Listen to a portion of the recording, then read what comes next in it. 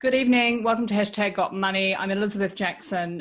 So a lot of stuff's happening in the property space. Just lots of lovely wee announcements coming in that are long overdue. We're going to unpack that today. We're going to look at the rental market. We're going to have a conversation with Hayley Mitchell and Cate Bakos, who are regulars on Got Money. Welcome, ladies. Welcome to Got Money. Thank you. I love those little intros. I love bringing you in. I feel like I'm with my family. So, so let's start with you, Cate. This builder's bonus. What do you think? What are your thoughts? I think when our government has a targeted approach to easing pressure in a segment that's been well thought out, it's a great thing. We've had a lot of stimulus and a lot of, relief packages put out, but this is particularly targeted and it's means tested. It is an interesting question though. I personally think that we'll see it aiding the house and land space more than the established areas, and for a few reasons. It's very difficult to get a hold of a grant like this within the time frame when you've got to get out there, find an unusual boutique block, then get all of your planning applications in and have council sign off and be ready to sign a building contract by the end of the year. So I've had a few people suggest that it's a bit of a difficult milestone for anyone to manage in the established space, and I would agree. Not impossible, but difficult.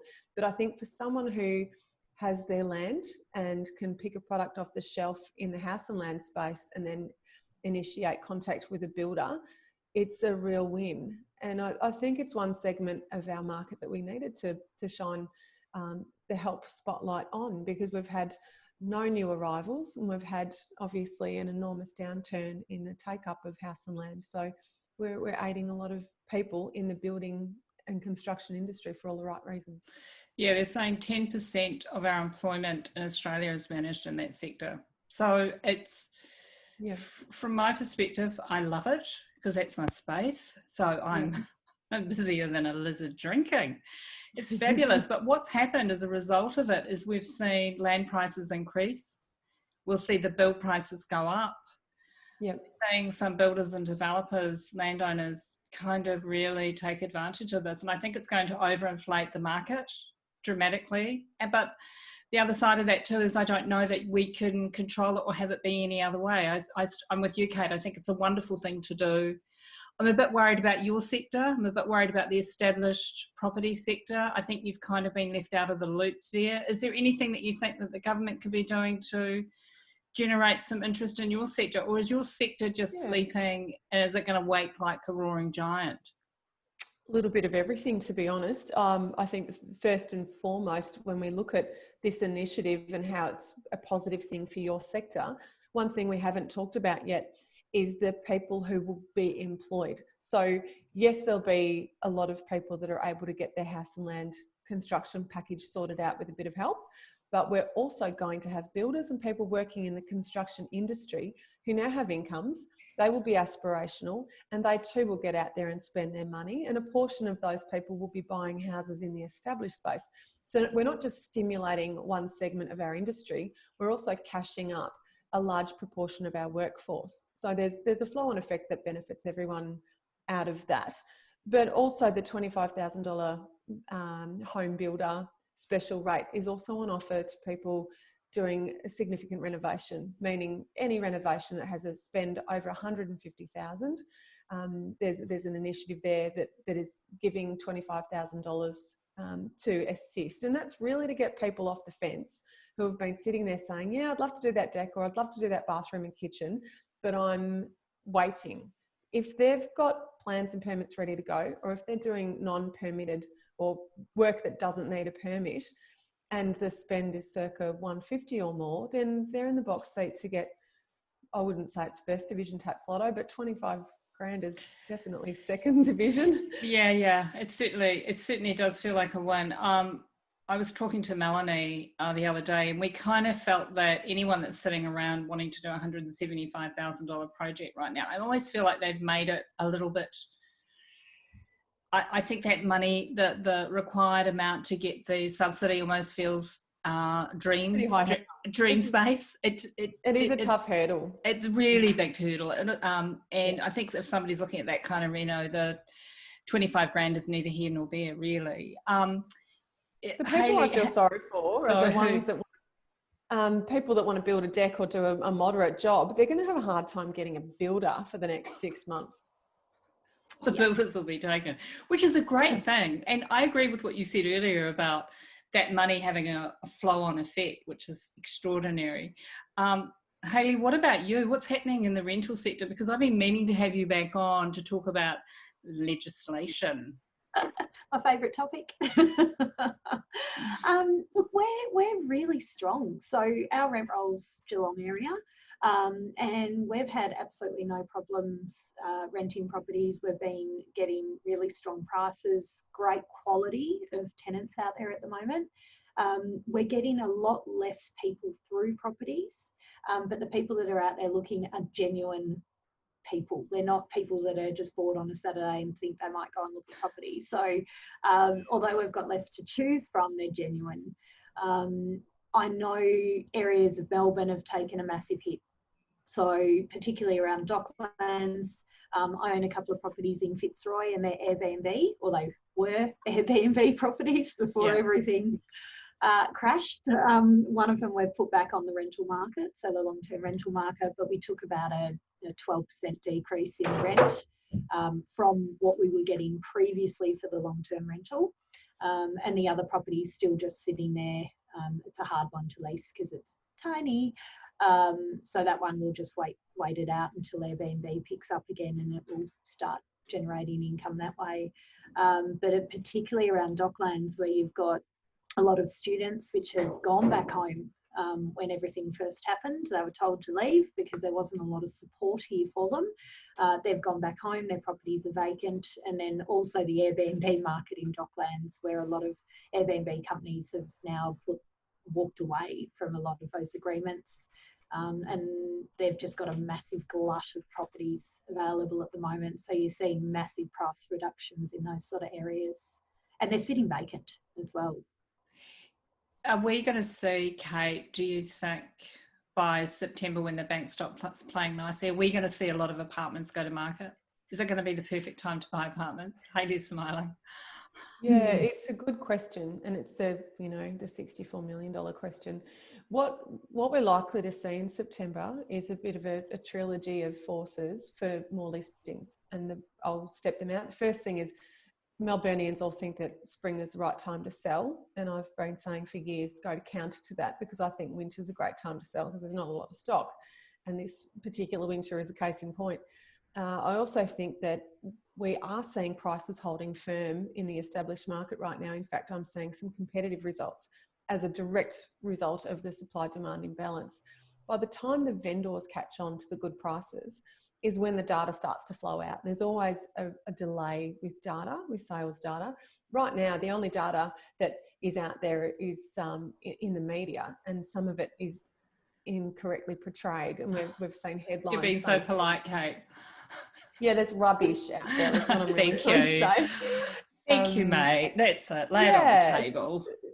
They've taken a couple of economist quotes out of context and gone for the headline grab. And so vendors who aren't out there and aren't feeling the force of the buyers in the market are saying it's a terrible time to sell.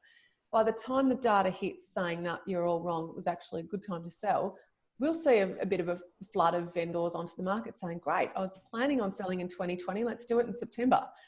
And at the same time, we might see the initiatives and the bank kindness wear off, although I believe that no one wants to see house price falls, especially the banks. Mm-hmm. So whatever it takes to stop a nasty run, if that was the case, I think our government and our banks would step in. And obviously this stuff's being monitored every second of the day. So I'm not envisaging nasty price falls. I'm envisaging more stock. I think there'll be motivated vendors who come out of this. If their businesses or their jobs have been hurt by COVID, they might say, you know what, I want to downsize, or I want to move to the country, reduce my debt. And so those people will sell, but they'll also be in the buyer pool. So we have to remember that people don't often just sell their family home and go on rent. Things have got to be pretty serious for them to do that. So I think we will see an increase in listings, and I think that will make buying conditions for buyers a bit easier in September, October, November, December. But the reality is, though, buyers always have a bit of an edge at that time of year in every market. Okay, so isn't it interesting? Your apartment question? Yeah, we don't know, Fair do call we? to no, but I think if we do segment markets, and we have to, the high-rise apartment market, it will have a harder time than the housing market, in my view. Yeah, I have to agree with that. I had Louis Christopher on last week, and he basically said that's his biggest concern out there. Although perhaps this not being able to travel internationally and reinvigorating the Airbnb market might be a rescuer, Hayley. What do you think? Is that where have you got all your promise over there? It's really interesting that the whole Airbnb thing, it just absolutely stopped. It will pick up again, so which will be great. But I do think a lot of people, like I was chatting to my sister-in-law, she's buying a caravan, and there's a lot of people that are going out and buying caravans because they want to start travelling around Australia, obviously, when the borders open and you can drive around again. So yeah, I think that a lot more people will visit Australia rather than obviously going overseas because they can't, and that will make, caravan parks will obviously get that income. You've got the Airbnb market, your hotels will start picking up again. Got an email from Crown yesterday, and they're offering $220 a night at Crown Towers or something like that. Like, it was ridiculous, really cheap. And I'm like, wow, that's cheap. We'd never be able to stay that cheap at Crown Towers. But, all of these type of establishments are going to really pull to try and get those local market rather than the internationals, which I think is a great thing. I'm already planning a week away. I love it. Hayley, what's gonna happen to those tenants that have been poor payers at the other side of this? Is there any legislation to come into play that's going to sort them out? The yabba dabba doers? Yeah, I remember the yabba dabba doers. It's been really interesting in the rental space. So I think the way it was portrayed in the very beginning was not great when the original, I guess, government came out with the original saying of, if you can't pay your rent, you're not going to be evicted. Well, the fact was they still have to pay their rent, and there's a process that we have to follow, and we've got a really clear process now. Interesting though, we haven't seen a lot of it in Geelong. So we've got a rent roll of around 250 properties, and we've only got 2 tenants who are actually on set rental relief with Consumer Affairs Victoria. So 2 out of 250 is very good. But I know there's an agent in Melbourne who's got a rent roll of about 450, and they've got 100 tenants on rent relief. So that is massive. And when we talk rent relief, there's no set amount that it's got to be. It's something that's negotiated and then lodged with Consumer Affairs Victoria, and once it's lodged, then tenants can obviously go down paths of a rent relief grant, which is up to $2,000 grant, which helps them towards the rent as well. Most rents are being reduced, not deferred. So with a reduction of rent, they actually don't have a debt they have to pay at the end. If there's a deferral of rent, then once September hits, they're obviously going to have that money owing still. So the government's been trying to push more for reductions and deferrals, but it is up to the individual parties to negotiate it all out. Our ones that we've negotiated have been set reductions, so they don't incur a debt at the end, but at the end of September, their rent will come back up to where it was before we went into this process. So unfortunately, the main people that are holding this are your owners. And all the owners can get for relief is 25% off their land tax. Now, my properties that I own in Fitzroy, my land tax is a couple of $100 a year per property because they're apartments and they're small, so there's not a big holding there. And so I think I got a reduction of about $50 a property. So if I had to reduce my rent by, say, $50 a week for a 6-month period, and all I got as a reduction is that, it doesn't add up. So yeah, you're going to see Yeah, and you got to see a lot of landlords or vendors, landlords, who are in a financial position where they're now going to have to sell their properties, or going to have to, you know, do something to enable them to keep holding these properties. Because if they've had to reduce their rent and they're not getting any benefit and they're living off that money, you'll see a lot of, for example, people who are retired that have their properties investment income, which actually is their income to live. Well, what are they going to do? So I think the way it's rolled out, I don't think has been great for anyone. You know, like, tenants aren't in a great financial position, but nor are landlords. And I do feel like landlords have been forgotten a little bit in this area, because their financial position isn't always taken into account. Yeah, they've kind of been a little bit ignored. Yeah. Yes. Yeah. When this struck, and what was interesting, looking back in the rearview mirror, all of the tenants in distress calls and emails came through in a very tight space of time. It was all at the start. You know, within 10 to 12 days, we knew who was who in the zoo and who was struggling. And we haven't had, you know, any strugglers come out of the woodwork since then. It was a hard hit force, and we knew immediately what what our clients were dealing with, past clients, ourselves. I'm an investor as well. And I agree with you, Hayley. I think landlords were a bit forgotten, and on a few counts, navigating this without our poor property managers knowing how to tackle it. I mean, there's nothing in the guidebook that says when Corona hits, this is what we're going to do. You know, those poor things were just talking to bosses, and bosses didn't know. And ScoMo's first announcement was, you know, landlords and tenants need to sort of work it out, cut a deal. Sit down, have a coffee, work it out. Yeah, no. Yeah, what are the boundaries? Australian way. Yeah. There won't be any legislation, just bear it. Yeah. No, there was nothing, nobody in those early days said that, well, there's deferral, there's discounting, there's this, there's that. We were just all, you know, a little bit spooked by the whole thing, to say the least. And landlords that were cutting deals with tenants who were quick off the mark before there was a little bit of a framework around it for property managers, they cut deals that later they probably wanted to, you know, redefine or firm up or have a second thought about it. And they were cutting deals off the back of distressed phone calls and no paperwork, or no real description of what the nature of the hardship was and the path to a solution. And we can't forget, this was before, you know, JobKeeper, and before we really knew what was going on. And so landlords had to not only navigate that, but now they're dealing with either deferred rent, like, yes, you can defer your mortgage repayments, but it is pretty hard to do that. If you've got money sitting in your offset account, the bank's not happy about you deferring your mortgage repayment just because your tenant's not paying. So it wasn't as clear cut as saying, well, defer your rent, defer your mortgage. It doesn't always work like that.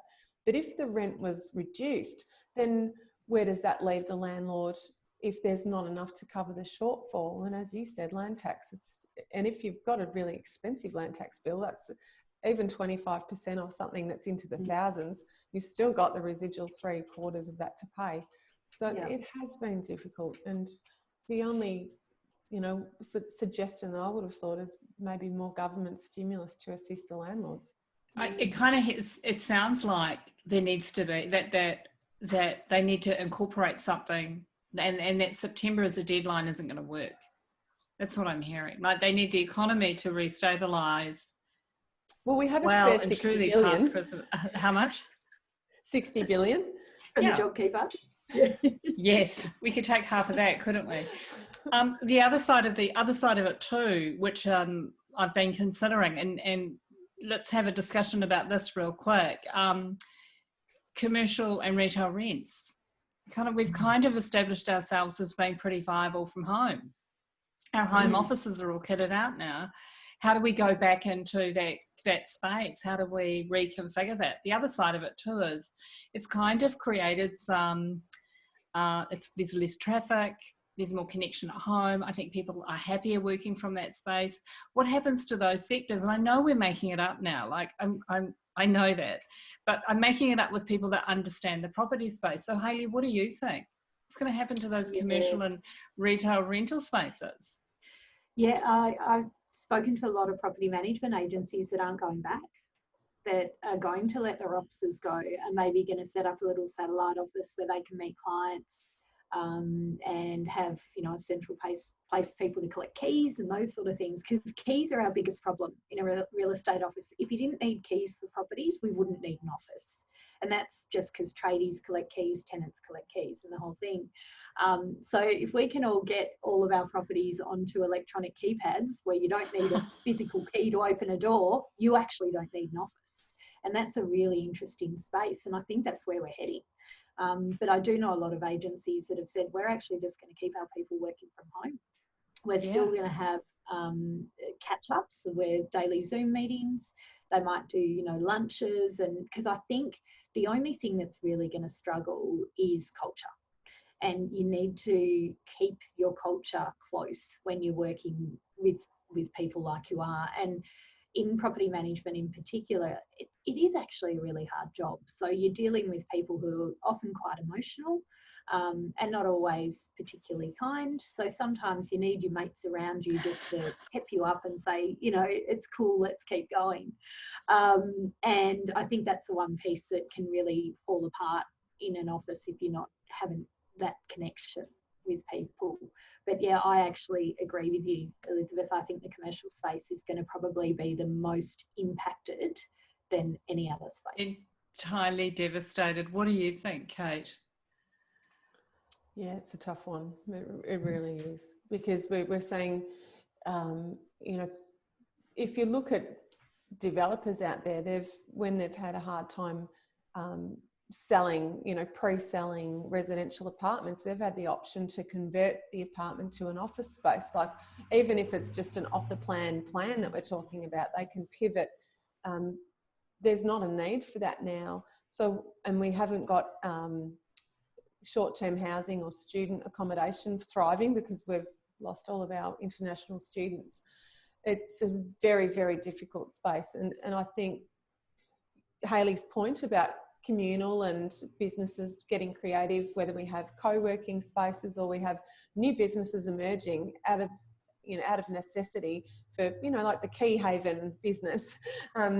Anything is possible, and we're a creative bunch, and we've already seen that we've pivoted and we've, you know, been able to adapt.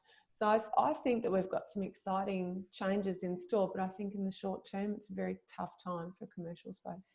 Ladies, thank you. Thank you for joining me. I mean it. It's always great seeing you both and hanging out. Hearing about Hayley's legislation is always a real winner for me.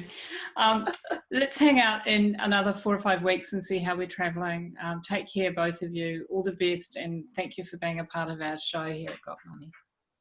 Always a pleasure.